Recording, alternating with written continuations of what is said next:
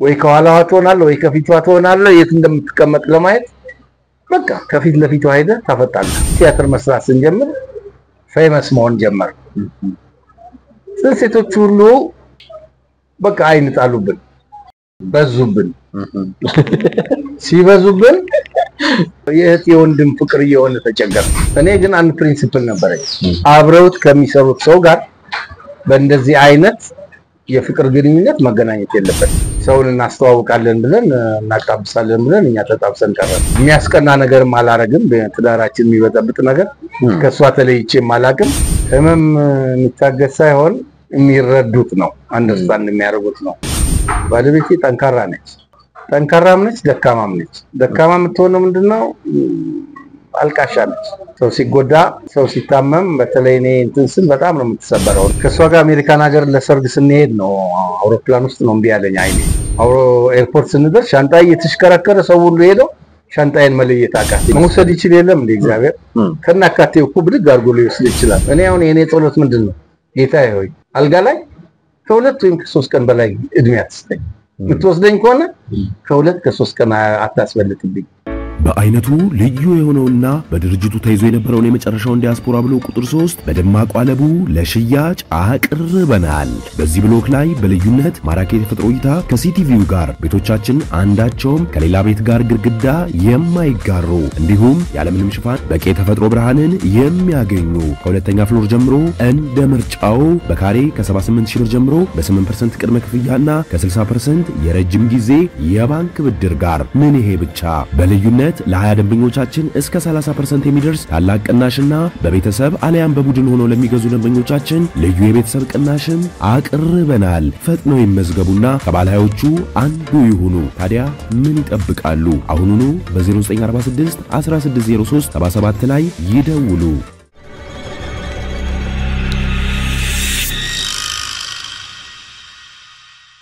እንግዲህ ጋሽ ኪሮስ ስለተገናኘን በጣም ነው ደስ ያለኝ በኢትዮጵያ ኪነ ጥበብ ታሪክ ውስጥ ጉልህ አሻራ ካላቸው የሀገራችን አርቲስቶች መካከል የምትመደብ ትልልቅ ሰዎችም እንዲወጡ ምክንያት ይሆን ለኢትዮጵያ ኪነ ጥበብ ባለውለታ ነህና ዛሬ ደግሞ እኛ ጋር ቆይታ ለማድረግ ለተመልካቾችም አንዳንድ የህይወት ልምዶችን አካፍላለሁ ብለህን እኛም በጠየቅነ መሰረት ፈቃደኛ ስለሆንክልን ስላከበርከን በጣም ነው የምናመሰግነው እኔም ለተመልካቾቼ ለአድማጮቼ ይመጥናል ብለህ ቀጠሮ ይዘን እንድንነጋገር ጠይቀኸኝ ስለተገናኘን በጣም አመሰግናለሁ እውነት ለመናገር በኢትዮጵያ ኪነ ጥበብ ውስጥ ጉልህ የሆነ ስፍራ ያለ ሰው በመሆን ላልከው I don't think so የበኩሌን ኢምንት ያክል አስተዋጽኦ አድርጌ ይሆናል እንጂ በርካታ አስተዋጽኦ ካደረጉ በርካታ መስዋዕትነት ከከፈሉ የህይወት ዘመናቸውን በኪነ ጥበብ ሙያ ላይ ካሳለፉ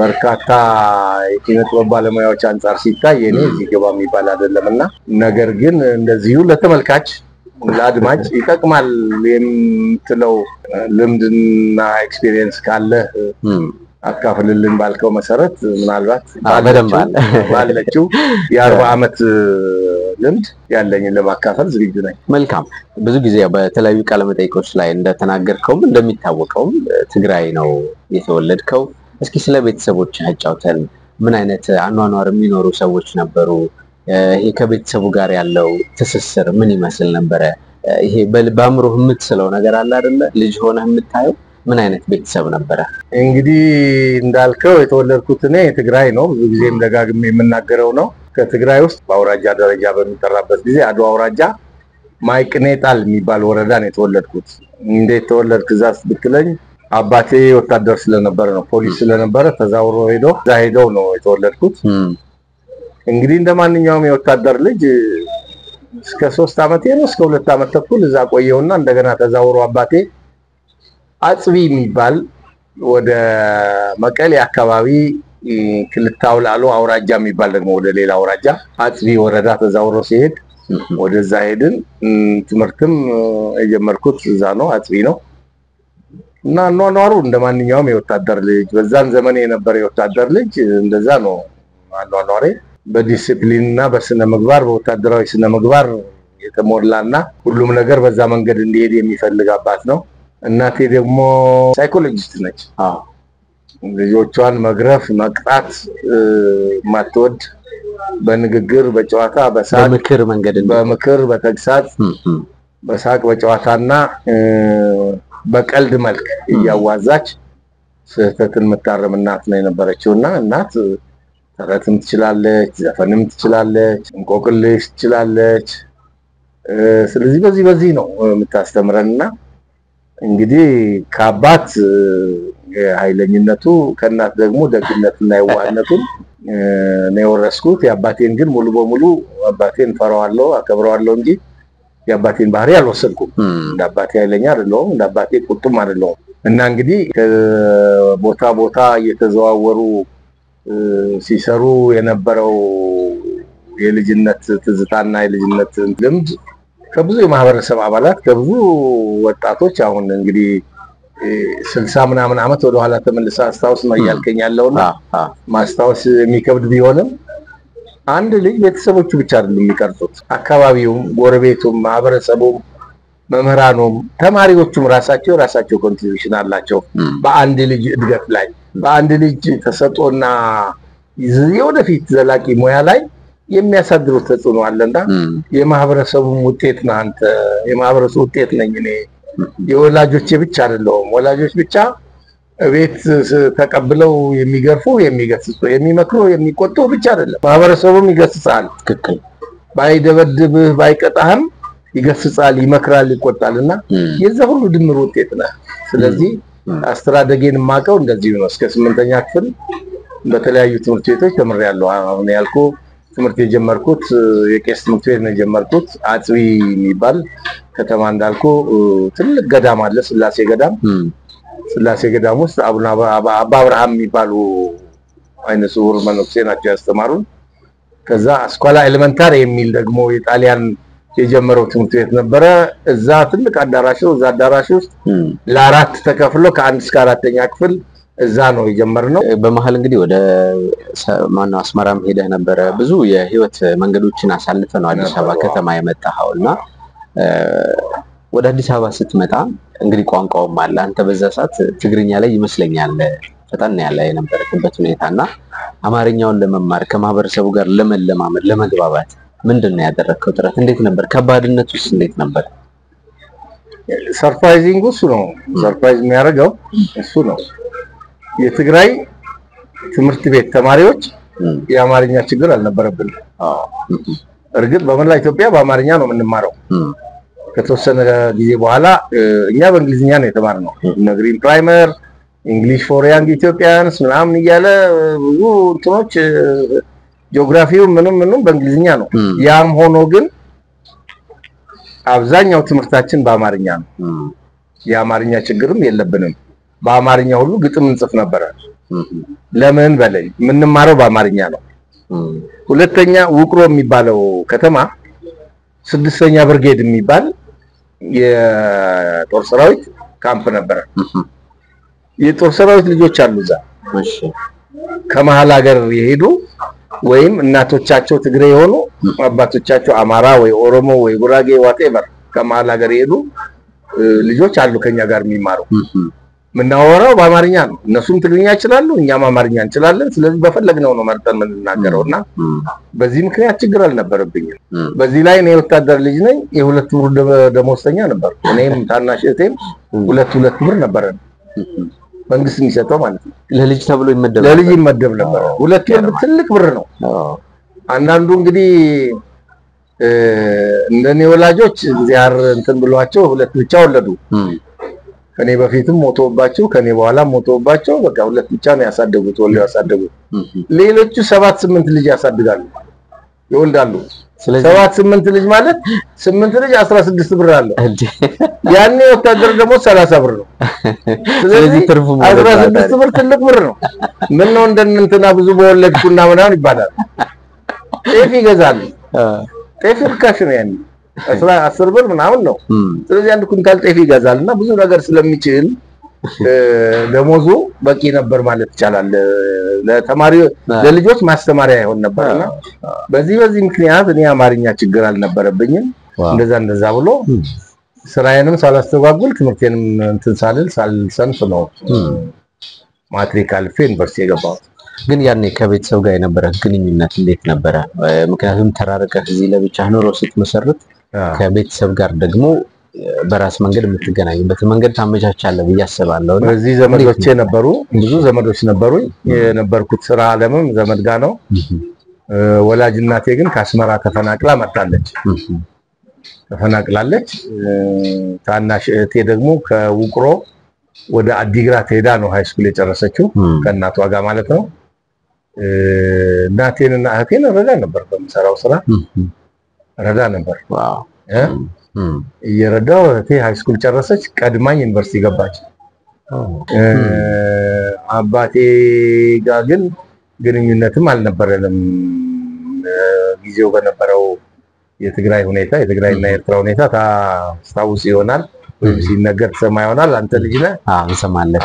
እና ኮሚኒኬሽኑም ዜሮ ስለነበረ ትራንስፖርትም ምንም ስለሌለ አጋጣሚ ሆኖ ደግሞ ባንክ አልነበረም ውቅሮ። ስለዚህ አባቴ እዛ ጡረታ ወጥቶ እዛ ሴትል አድርጎ ስለነበረ ቤት ሰርቶ ውቅሮ በሰው ሚላክ አታገኝም፣ መኪና ስለሌለ አውቶቡስ ስለማይሄድ ባንክም ስለሌለ ምንም ኮሚኒኬት አናደርግም ነበርና ከእናቴ ጋር ግን አዲግራት ባንክ ስላለ በባንክና በፖስታ እንገናኝ ነበርና እህቴን እስከ ሃይ ስኩል እስክጨርስ ድረስ ረድቻለሁ፣ አግዣለሁ ማለት ይቻላል። ስለዚህ ኮሚኒኬት እናደርግ ነበር። ይሄን ጉዳይ ከዚህ በፊትም እዚህ ያንተ የ70ኛ ዓመት የልደት በዓል ሲከበር ስትመሰክር ነበረ በጣም እንደምትወልድ ብዙ ነገር ውለታ እንደዋልክላትም ጭምርና ደስ ይላል ኃላፊነትን መወጣት። ለቤተሰቤ ያረኩት ነገር ኢሚንት ነው፣ ትንሽ ነው። ግን በዛን ጊዜ 30 ብር እና 50 ብር ብዙ ነው። በዛን ዘመን የዛሬ 40 ምናምን ዓመት 45 46 ዓመት ብዙ ነው እና ያደረኩት ነገር ግን ብዙም ይሁን ትንሽ እንደ ውለታም አልቆጥረውም። እነሱም እንደ ባለ ውለታነት እንዲቆጥሩኝ አልፈልግም። ለምን ግዴታዬን ነው የተወጣሁት። እህቴ ሁልጊዜ ባለ ውለታዬ ነው ወንድሜ ትላለች። ግን ለእህት ለእናት ለአባት ለወንድም የምታደርገው ነገር ግዴታ ነው እንጂ ውለታ ተደርጎ መቆጠር የለበትም የሚል እምነት አለኝ። ከዛ በኋላ የሚቀጥለው ዩኒቨርሲቲ ህይወት ነው። እዚህ ላይ ያው ወጣቶችም የተለያዩ ቁም ነገሮች እንዲያገኙበት የእናንተንም ዘመን ከአሁኑ ዘመን ጋርም እያወዳደረ ለማየትም እንዲጠቅመን ዩኒቨርሲቲ ገብቶ መማር ህልሙ ሊኖርህ ይችላል። ስትገባ እንዴት አገኘ? አሁን ወደዚህኛው ጥያቄ ስንመጣ ዩኒቨርሲቲ ወራት ለመናገር እንደማልፍ ኮንፊደንስ ነበረኝ። እሺ አልፋለሁ የሚል እምነት ነበረኝ። አጋጣሚ ሆኖ የማትሪክ ውጤታቸው ኖቲስ ቦርድ ላይ ከተለጠፈላቸው ሰዎች አንዱ ነኝ። የኔ በሶስተኛ ደረጃ ነው የተለጠፈው። ፖለቲካል ሳይንስ ማራለሁ ብዬ ነበር ያሰብኩት። ጓደኞቼ ደግሞ የሚያቆኝ በጨዋታ በሳቅ በምን የሚያቆኝ ደግሞ የአዲስ አበባ ጓደኞቼ ቲያትር አርትስ ነው መግባት ያለብህ አሉኝ። ፍሬሽማን ስንማር ቲያትር ያኔ የአዲስ አበባ ልጅ ዶርም አያገኝም። ዶርም ካገኙ ጓደኞቼ ጋር አብረን ተዳብለን ነበር የምንኖረው። እንግዲህ አብሮ መኖር የሚባል ማህበራዊ እንትን ያወቅኩት ያኔ ነው። ምክንያቱም ቦርዲንግ ስኩል እኔ ገብቻ አላውቅም። አብሮ የማደር አብሮ የመዋል እድል ገጥሞኛ አያውቅምና ዩኒቨርሲቲ ግን 4 ዓመት እዛው ልታድር እዛው ልትብል ከሰው ጋር ስትኖር ባህሪህን፣ ጠባይህን፣ ፍላጎትን መጨቆን መቻል አለብህ። እኔ ያኔ ሲጋራ አጨሳለሁ። እንግዲህ ለወጣቶች የሚጠቅም ልምድ ሊኖር ይችላል ስለሆነ እንትን ያልከው ያኔ እኔ ዊንስተን የሚባል ሲጋራ ነው የማጨሰው። ዊንስተን ብር 50 ነው አንዱ ፓኬት፣ ውድ ነው። ኒያላ ደግሞ 70 ሳንቲም ነው አንዱ ፓኬት። ጓደኞቼ የሚያጨሱት ኒያላ ነው፣ እኔ የማጨሰው ዊንስተን ነው። የተወሰኑት የአዲስ አበባ ልጆች አሉ፣ ግን እኔ የማገኘውን ያህል ብር አያገኙም በወር። አንተ ስራ ስለምትሰራ ነው ከጎን። ዩኒቨርሲቲ ከገባሁ በኋላ ስራ የለም። እሺ ግን ደሞዝ አለኝ። እቺ ቆየች ደሞዝ ፖኬት ማኒ አለኝ። እሺ ፕላስ ደግሞ ወር መጨረሻ ይሄ በ28 በ29 ከካምፓስ ወጣና የካምፓስ ምግብ ይሰለቻል። ያኔ ደግሞ በጣም ለመጀመሪያ ጊዜ የአዲስ አበባ ዩኒቨርሲቲ ብዙ ተማሪ ወሰደበት ጊዜ ነው። ወደ 2000 ተማሪ ነው የተቀበለው። ያኔ ብዙ ነው እና ምግቡም ምኑም ዳቦ በቆሎ ዳቦ ነው፣ ያልተላጠ ድንች ነው፣ ካሮቱ ያልተላጠ ምናምን ነገር ነውና በቃ የነቀዘ መኮሮኒ ነው የምትበላው። ስለዚህ ከጦርነት መልስ ነው ከሶማሌ ጦርነት መልስ ነው። በዚህ ላይ ትግራይና የኤርትራ ጦርነት አለ። መንግስት ግራ ገብቶት በጀት ያጠረበት ጊዜ ነውና እዛ ምግብ ልትበላ አትችልም። በተለይ የተወሰኑ ወራት አይመችም። ስለዚህ በወሩ መጨረሻ ነው ከተማ ጋር መጣና ክትፎዬን በልቼ ስራ ካላቸው ዘመዶቼ ጋር ክትፎዬን በልቼ ካንዱ 10 ብር ካንዱ 15 ብር ካንዱ 5 ብር ቃርሜ ቢያንስ ነው ማለት በደሞዝ ከተወሰኑ ዘመዶቼ የተሻለ ነው 80 90 ብር 100 ብር ሆዴን ሞልቼ ለዛው ቆያለሁ ካልኩም ተጋብዤ ድራፍት ተጋብዤ የሚጠጣጠጥቼ ማታ ነው የምመጣው። እንግዲህ 80 90 ብር 100 ብር በወር ይዘህ መምጣት በዚህ ላይ ደግሞ የኪስ ገንዘብ የሚመደብልህ ልጅ ከነኛ ምንም ነገር ከማያገኙ ልጆች ጋር ዊንስተን ላጭስ ብትል ቅንጦት ነው የሚሆነው። ስለዚህ ለአራት ልጆች የዶርሙ አራት ልጆች አጫጮች ነው። ለአራታችን ለተወሰነ ቀን ይበቃል። ለሻይ ለምን ሁሉ እኔ ሆንኩኝ ተልመላ ይሄ አሁን ላሉት ጓደኞቼ በህይወት ላሉት ጓደኞቼ ዲሞራላይዚንግ አይደለም። እነሱም በየፊናቸው ኢንተርቪው ሲደረጉ የሚያወሩት ስለሆነ ማለት ነው። እና ውለታው ያለው እንዲነበርኩ ብሎ መመጻደቂያ ተደርጎ እንዳይወሰድብኝ። እንግዲህ ዩኒቨርሲቲ ላይ አዲስ ተማሪ ሲመጡ ከሚመጡት ውስጥ አንዷን ለራሴ ባረግ ምናምን ብሎ የማሰቡ ነገር አለ። እናንተ ጋር እንደዛ አይነት ጊዜ ታሳልፉ ነበር? ከካምፓስ ውጭ ሆነን ሁላችንም ገልፍሬንዶች ነበሩ። ካምፓሱ ስትገባ ግን አይናፋር ነው የምትሆነው። አይኑካ ነው የምትይዘው። በቃ አይኑካ ምንድነው? ልደት አዳራሽ አይተዋል። ትልቁ አዳራሽ ካፍቴሪያው ማለት ነው። እዛ ነው እንግዲህ መመገቢያችን። ተፈላልገን ነው ፊት ለፊት የምንቀመጠው። የምትፈልጋት ልጅ አንደኛ ሰዓቷ የምትወጣበት ሰዓት ያቺ የምትፈልጋት ልጅ የትኛው ክላስ እንዳለች አይተህ ሰዓት ጠብቀህ ነው የምትሄደውና ወይ ከኋላዋ ትሆናለህ ወይ ከፊቷ ትሆናለህ። የት እንደምትቀመጥ ለማየት በቃ ከፊት ለፊቷ ሄደህ ታፈጣለህ። እሷም ካወቀች የት እንደተቀመጥክ ሁሉ ያው አይደንቲፋይድና አፍሮነ ምንድነው ወጣትነቱ አለ፣ ኤሌጋንትነቱ አለ፣ አለባበሱ አለ። በቃ ትተያያለህ አለቀ። አንዳንዴ ትጣላለህ ከጓደኞች ጋር እንዴ እሷን ማን ያይቻት የለ እኔ ይዣታለሁ ይላል። አልጠየቃትም እንዳትነካብኝ እኔ ያየኋት ነኝ አይኑካ አይነች ይላል። እንደዚህ ነው ኢንጆይ የምናደርገው። ግን መጨረሻ ምን ሆነ? እኛ 2 ሴሜስተር እንደተማን ያኔ 3 ሴሜስተር ነበር ተርም ነው የሚባለው። 3ኛ ተርም ላይ ቲያትር ዲፓርትመንት ተመድበናል። ከዛን ጊዜ ጀምሮ ቲያትር መስራት ስንጀምር ፌመስ መሆን ጀመር። ሴቶች ሁሉ ከኛ ቀድሞ የገቡት ሲኒየሮቻችንም ይሆኑ የኛ ባቾች በቃ አይን ጣሉብን፣ በዙብን። ሲበዙብን እህት የወንድም ፍቅር እየሆነ ተቸገረ።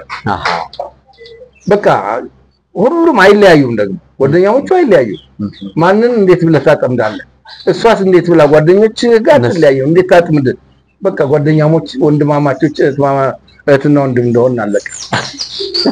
የመጨረሻ የግራጁዌሽን ጊዜ ሙከራው ሁሉ ሊደረግ ሲል በጥዋጭ አይጠፋም። በጣበጡም ምንም ሳንል ተለያየንና እኔ ከካምፓስ ሚስት ይዤ አልወጣሁም። ሌሎቹ ከካምፓስ ገርልፍሬንድም ሚስትም ይዘው ወጥቷል። እኔ ሚስት ይዤ አልወጣሁም። ስለዚህ ከዛ በኋላ ነው የገርልፍሬንድ መያዝ የጀመርከው? ከዛ በኋላ ውጭ ነበሩኝ። ከዛ በኋላ እዚህ ከባለቤቴ ጋር እዚህ ነበር የምትሰራው። እዚህ ተዋወቅን። ሰውን እናስተዋውቃለን ብለን እናጣብሳለን ብለን እኛ ተጣብሰን ቀረን። እንዴ እንደዛ አይነት ነው እንዴ? ከባለቤቴ ጋር እሷ ጓደኛ የኔን ጓደኛ ወደደች። እሺ አሁን ስማቸውን አልነግርህም። እነሱም እሺ ላለፉት 40 ዓመታት አልተናገርኩም። እሺ ትዳር ላይ ችግር ሊፈጥር ስለሚችል እና እናጣብሳቸው እና እንትን ልንላቸው ሄድን። ሁለቱ ሳይግባቡ ቀሩ። እኔ እና እሷ ተሳሳምን ባጋጣሚ። ከዛ በኋላ አለቀ። ጓደኛሞች ሆነን ተጋባን።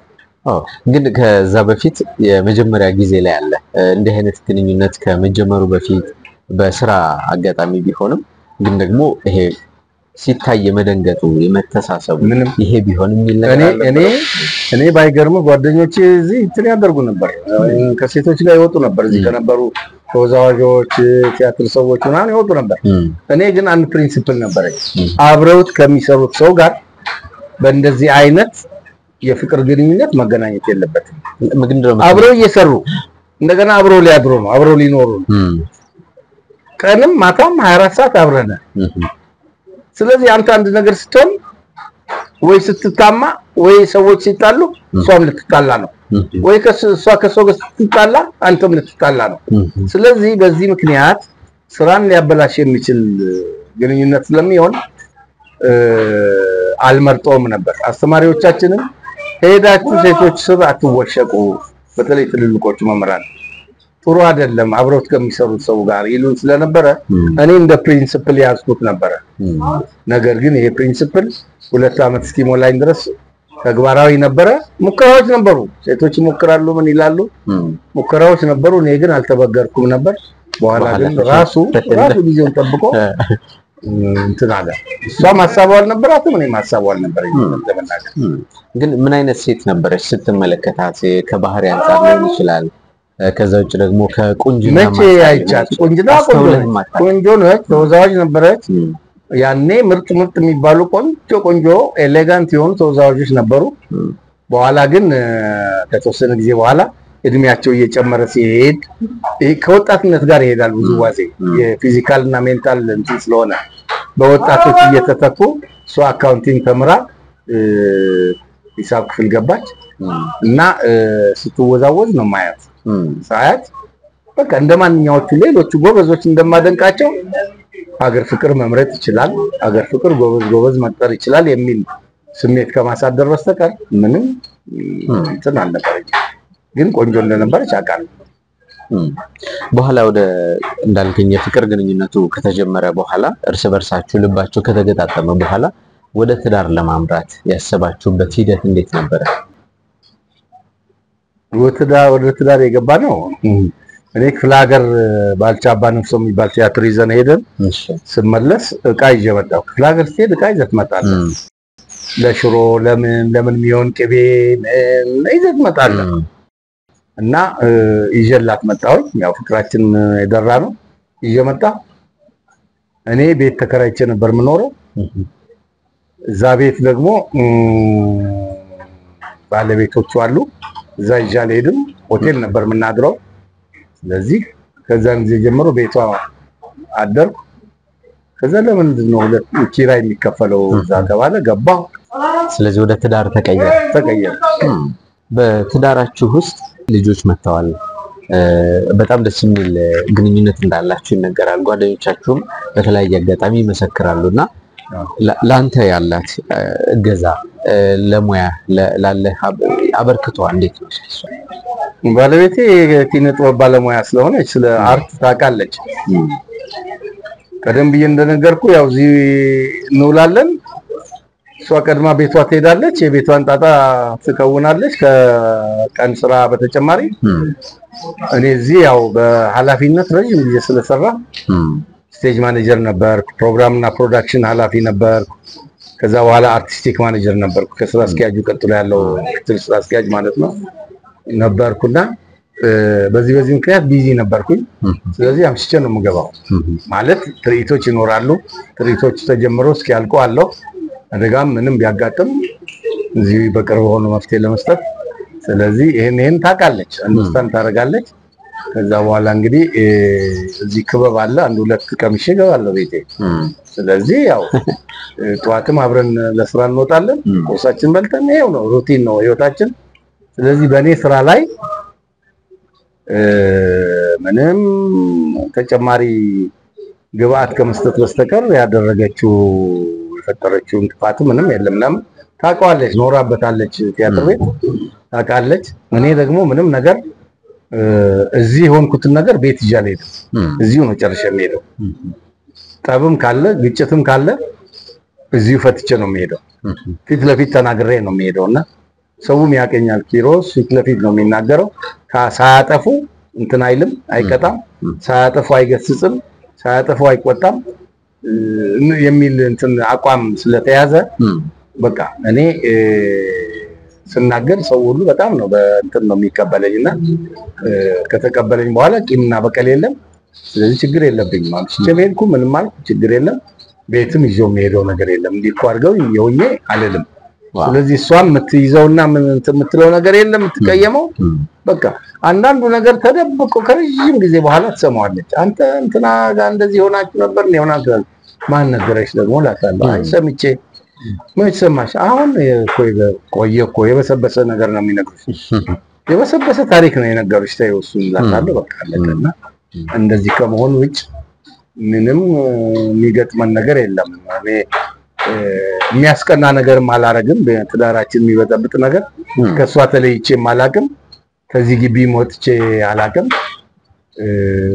ለሀገር ሲሄድም ያው በግሩፕ ነው የምንሄደው ስለዚህ ምንም የተለየ ነገር ተፈጥሮ ተጨናንቀን አናቅም ደስ ይላል ልጆቻችሁን በጋራ ያሳደጋችሁበት መንገድስ አሁን ምን ያህል ልጆች ወልዳችኋል ከዛ ደግሞ አብዛኞቹ ለቁም ነገር የደረሱ እንደሆኑ ከዚህ ቀደም ስትናገር ሰምቻለሁና ምን ያህል ልጆች ወለዳችሁ ከዛ ደግሞ ያሳደጋችሁበት መንገድስ እንዴት ነበር አንድ ነገር ምን አለ መጀመሪያ ፍቅር ስትዋደድ ከዛ በኋላ የምታውቀውና የምትሰማው ነገር ምንም አይመስልም ባለቤቴ 3 ልጆች ነበሯት ከኔ በፊት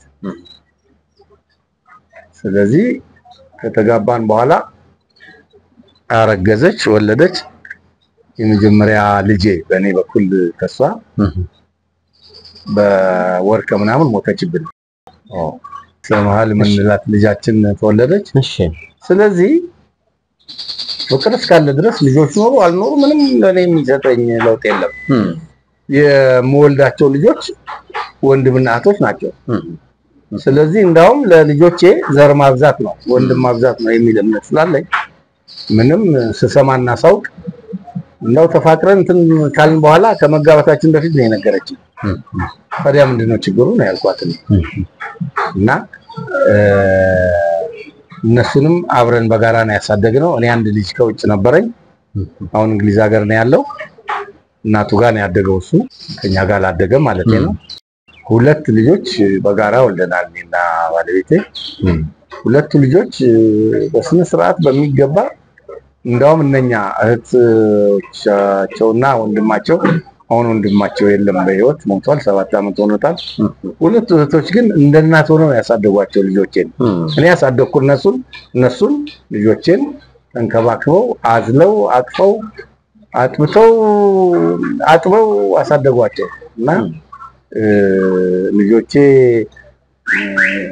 እግዚአብሔር የተመሰገነ ይሁን ጥሩ ትምህርት ነው የተማሩት ከዛ በኋላም ዩኒቨርሲቲ በ8 አመት ይለያያሉ በየተራ ዩኒቨርሲቲ ገብተዋል ሁለቱም ደግሞ እንደድል ሆኖ አዲስ አበባ ዩኒቨርሲቲ ነው የተማሩት አንደኛው ሳይኮሎጂ ነው የጨረሰችው ሁለተኛዋ ሶሻል ወርክ እና ከዛ በኋላ ደግሞ ፐብሊክ አድሚኒስትሬሽን ማስተርሷን ወስዳለች ትንሿ ስለዚህ አሁን የራሳቸው ስራ ይሰራሉ ስፔፓር ማን ይሰራሉ የራሳቸው ስራ ሰርተው ይኖራሉ አግብቷል ስለዚህ በጥሩ እኛ በምንለው በጥሩ ስነ ምግባር በስነ ስርዓት በምክር በተግሳጽ በፍቅር ነው ያሳደግናቸው አልተገረፉም አልተቆነጠጡም አልተቀጡም ለዛ የሚያበቃ ነገር ስላልነበረ በስነ ስርዓት ነው ያሳደግናቸው ልጆቹም በስነ ስርዓት አድገው በጣም የሚያኮሩና የሚያስከብሩ ልጆች ናቸው እነኛም ልጆች አግብተዋል የባለቤቴ ልጆች ያው ልጆቼ ናቸው አግብተዋል እነሱ ዋው ደስ ይላል ስለዚህ አሁን እኔና ባለቤቴ ብቻ ነን ያለነው አንደኛዋ ሳይኮሎጂስቷ ወንድ ልጅ ወልዳለች 1 አመት ከ4 ወር የሚሆነው ልጅ እኛ ጋር እየመጣ ይውላል በቃ ደስታ በደስታ ነን ዋው ያ ትልቁ ልጅ ያልኩ ውጭ ያለው ሁለት ልጆች አሉት እንደውም እሱ በ21 አመት ነው ያገባውና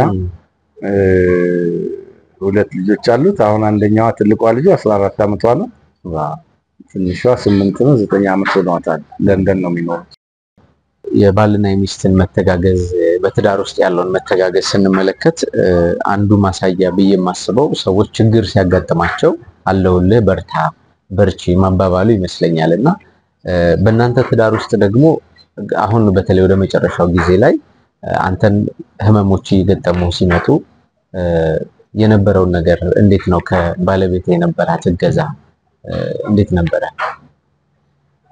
ህመምም እንግዲህ የሚታገዝ አይደለም። ህመም የሚታገዝ ሳይሆን የሚረዱት ነው፣ አንደርስታንድ የሚያደርጉት ነው። ህመሙማ እኔ ጋር ነው ያለው፣ እኔ ነኝ የሚሸከመው። ግን የኔን ጭንቀት የኔን ስቃይ አብረው ይሰቃያሉ፣ ሼር ያደርጋሉ። ይሄ ማገዝ ከሆነ እንግዲህ ማገዝ እንለዋለንና ባለቤቴ ጠንካራ ነች። ጠንካራም ነች፣ ደካማም ነች። ደካማ የምትሆነው ምንድነው? አልቃሻ ነች። ሰው ሲጎዳ ሰው ሲታመም በተለይ እኔ እንትን ስል በጣም ነው የምትሰበረውና እኔ ደግሞ ጠንካራ ነኝ። እውነት ለመናገር ጠንካራ ነኝ። ስኳር ነው እንግዲህ አይኔን ያጠፋው። አሁን ወደ 9ኛ ዓመት እየሄደ ነው። ከሷ ጋር አሜሪካን ሀገር ለሰርግ ስንሄድ ነው አውሮፕላን ውስጥ ነው እምቢ ያለኝ አይኔ። ድንገት ነው እምቢ ያለኝ። ግላኮማ ይሄ ፕሬሸር የሚባል የደም ግፊት ሰዎችን ፓራላይዝ ያደርጋል። የኔም የአይን ፕሬሸር ስኳር ያመጣው ፕሬሸር አይኔን ግላኮማ የሚባል እንትን አጠቃውና ነርቮቹን ዳሜጅ አደረገ። ወደ ብሌኑ የሚሄዱ ደም ስሮች ዳሜጅ አደረጋቸው። በቃ እንትን አለ እና ያኔ ስንሄድ ፎርም መሙላት አቃተኝና እየነገርኳት እሷም ስፔሊንጉን እያነበበችልኝ ሞላን ፎርሙን። ሌሊት ነው እንግዲህ አሜሪካ ዲሲ ስንደርስ ያው ብርሃን ላይ ነው፣ ጠዋት 2 ሰዓት ከምናምን ላይ ነው የደረስነው። ብርሃን ሳይ ትንሽ የተሻለኝ መሰለኝ። 2 ወር ቆየው። 2 ወር ስቆይ እንግዲህ አዲስ ሀገር አይደለ እንደ አዲስ ይሆን ባህል ብርቅ ይሆን ባህል እሷ 1 ወር ከኔ በኋላ ዘግይታ ነው እንትን ያለችው። የጓደኛችን ልጅ ሰርግ ነው። ከጓደኛችን ጋር ሳራ ተክሌ የምትባል አርቲስት የህዝብ ለህዝብ መሪ ተዋናይ ሆና የምትጫወተው እሷ ልጅ ሰርግ ነው። ጓደኛሞች ናቸው ከልጅነት ጀምሮ። እሷ ጋር 1 ወር ቆየች። እኔ መጣሁ ወደ ሀገሬ ቀድሜ። ስመጣ እንደገና እምቢ አለኝ አይኔ። ሻንጣዬን ሁሉ አውሮ ኤርፖርት ስንደርስ ሻንጣዬ እየተሽከረከረ ሰው ሁሉ ሄደው ሻንጣዬን መለየት አቃተኝና የአየር መንገዱ እንትን ኃላፊ መጥቶ ጋሽ ኪሮስ ምንድነው ቆመሃል?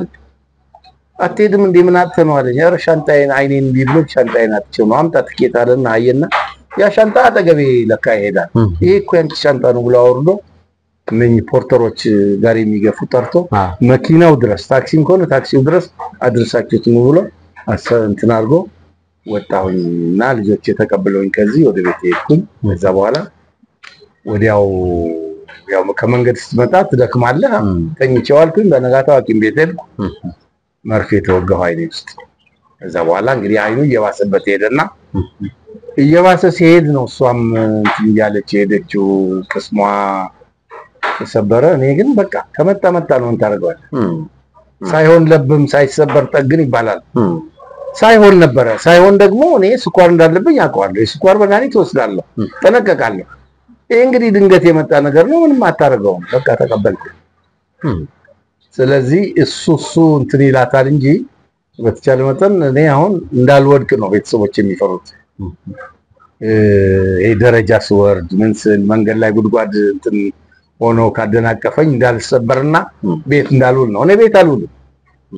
አንተ ጋር ዛሬ ባልቀጠር ኖሮ ክላስ ነበረኝ የብሬል አጋጣሚ አስተማሪ ዛሬ የሆነ ቀጠሮ ስላለኝ ልቀር ብሎኝ ቀርቶ ነው። ባይመጣ እንኳን መምጣት አይቀርም።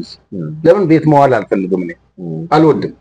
ከሰዎች ጋር ተጫውቼ አውርቼ ኤክስፒሪየንስን ሼር አድርጌ የድሮ ትዝታ አውርቼ ነው ወደ ቤት የሚሄደው በምሳ ሰዓት።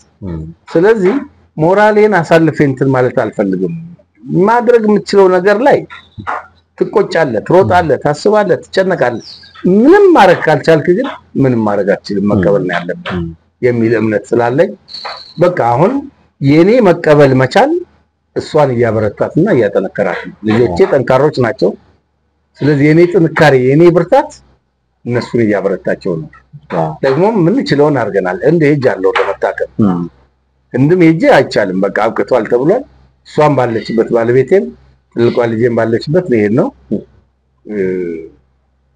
በቃ አብቅቷል። አገር አገር ውስጥ ያደረከው ህክምና በቂ ነው ከዚህ በላይ ምንም ማድረግ የሚቻል ነገር የለም አሉ ተመልሰን መጣን ስለዚህ ሳትሞክር ስትቀር ሳታረግ ስትቀር ነው እንጂ እንትን ምትለው ሞክረህ የማይሆን ነገር ከሆነ ተመስገን ጌታዬ ብለህ መቀበል ነው ከተጨነቅኩ እኮ ሌላ ጭንቀት መፍጠር ነው ስኳር ነው ስኳር ደም ግፊት ያመጣል ደም ግፊትና ስኳር ደግሞ ነርቭም እንትን ይላሉ ፓራላይዝ መሆን አለ ኩላሊት ፌል ያረጋል አይን ፌል እንዳረገ ጆሮም ፌል ያረጋል ጥርስ ይረግፍ ብዙ ነገር ነው የሚያመጣው ስለዚህ ይሄንኑ ተመስገን ብለህ በጥንቃቄ መያዝ ነው እና በዚሁ ተግባብተን ነው የምንኖረው ከባለቤቴ ጋር ይሄንኑ አንደርስታንድ አድርጋ ማለት ነው እና እገዛዋ ያው በምግብ በኩል እንግዲህ የሚከለከሉና የማይከለከሉ ምግቦችን ለይቶ በመስራት በማቅረብ በዚህ በኩል ከፍተኛ እገዛ ነው ያላት ሰው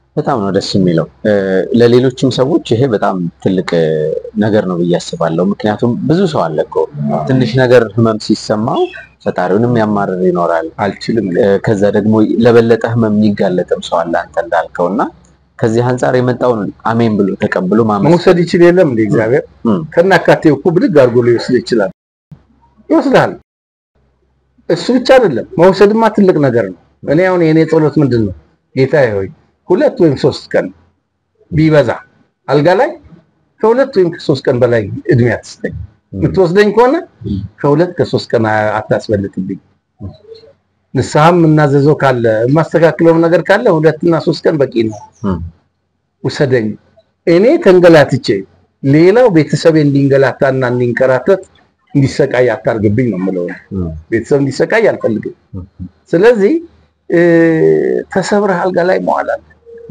አመት 2 አመት አልጋ ላይ መተኛት አለ አገላብጡ ኢሞሽን ትቤት ወሰዱ እንትን አርጉኝ ይያልክ ይሄኮ ከሞት የባሰ ነው ሞትማ አታየውም እኮ አታይም አትሰማም ሞት የሚጎዳው ለቋሚ ነው ጎዳሉ እነሱ የሚወዱትን ሰው በማጣታቸው ይጎዳሉ ሰውየው ግን አያየው አይሰማው አይለማው ያቺ የተወሰነች ደቂቃ አለች የመንፈራገጥ ደቂቃ እስኪሞት ነፍስ እስክትወጣ ድረስ በቃ እሷ ብቻ ነች ከዛ በኋላ ምን ታያለ በድን እኮ ነው ስለዚህ እግዚአብሔር ከፈለገ መውሰድም ይችላል የባሰ ነገርም እንትን ማድረግ ይችላል ኦፍ ኮርስ እግዚአብሔር በችግርና በመከራ አይደለም ምን መስለው ይሄ ሰይጣን እንትን ነው ምንድነው በሃይማኖት ያም ሆኖ ይህ ግን የእግዚአብሔር ፈቃድ ሆኖ ሞትም አለ ብዙ ነገር አለ ስለዚህ እኔ ውዬ ገባለሁ ቅድም እንደነገርኩ ብሬል ማራለሁ አሁን እንግዲህ 70 አመት ሞልቶኛል ብሬል ምን ሊያረግልኝ ነው የአይነ ስውራን ኮምፒውተር ምን ሊያረግልኝ ነው ድንገት ድራማ ልጽፍ ፊልም ስክሪፕት ልጽፍ ከተሳካና እድሜና ጤና ከሰጠኝ የህይወት ታሪክን ለመጻፍ እንድችል ነው የምማረውና ፕላስ ደግሞ እስክሞት ድረስ ለምን ማህይም ልሆን አዋቂ ሆኜ ልሞት